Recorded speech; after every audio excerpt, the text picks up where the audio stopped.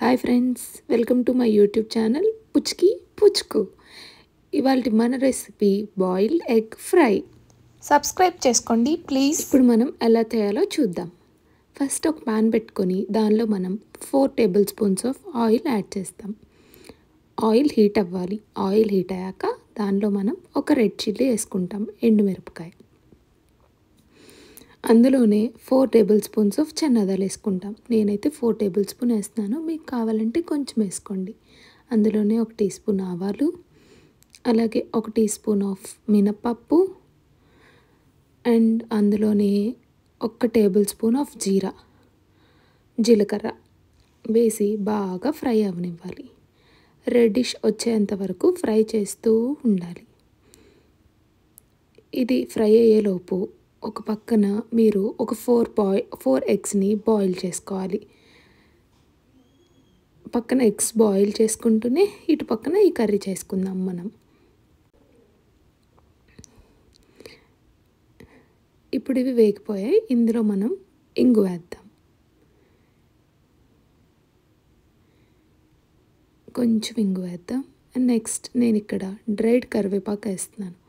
మీరైతే ఫ్రెష్ కరివేపాకు వేసుకోండి, టేస్ట్ ఇంకా బాగుంటుంది. ఇప్పుడు ఇందులో మనం కట్ చేసి పెట్టుకున్న స్లిట్ చేసిన పచ్చిమిరపకాయలు ఒక 5 అండ్ మీడియంగా కట్ చేసిన ఆనియన్స్. మీడియంగా కట్ చేసుకున్న ఒక 3 ఆనియన్స్ని కూడా ఇప్పుడు మనం ఇందులో యాడ్ చేస్తాము.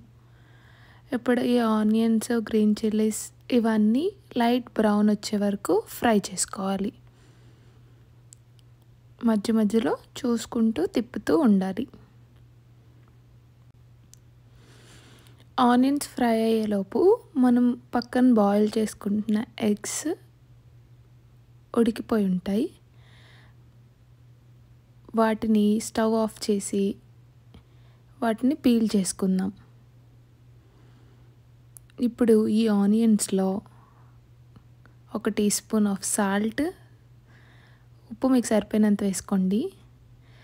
నెక్స్ట్ పసుపు కొంచెం 1 టీ స్పూన్ పసుపు వేసి తిప్పుకుందాం. పసుపు అండ్ ఉప్పు వేసిన తర్వాత ఈ ఆనియన్స్, గ్రీన్ చిల్లీస్ని ఫ్రై చేసుకుందాం. లైట్ బ్రౌన్ వచ్చే వరకు ఫ్రై చేసుకోవాలి. చూసారా, ఇప్పుడు కొంచెం కలర్ చేంజ్ అయ్యాయి.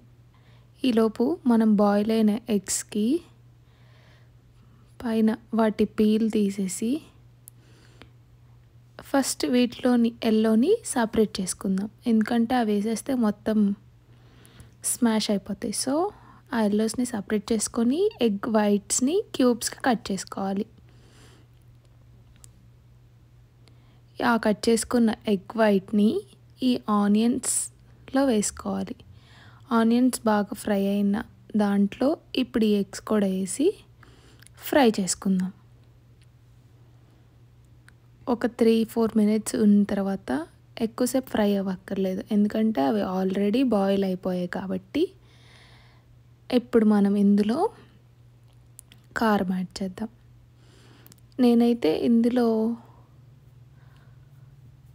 మసాలా కారం యాడ్ చేస్తున్నాను. ఇందులోనే గార్లిక్ అన్నీ ఉంటాయి, ధనియాలు అన్నీ. సో మీరైతే వాటిని సపరేట్గా యాడ్ చేసుకోవచ్చు కావాలంటే. నేనైతే మసాలా కారం వేస్తున్నాను. ఒక 2 table spoons of chilli powder వేసుకుందాం.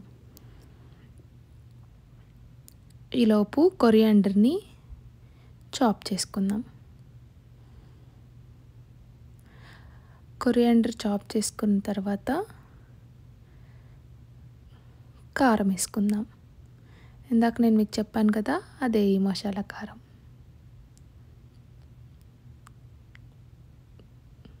ఇప్పుడు మనం ఇందులో కొరియాండర్ కూడా వేసుకుందాం.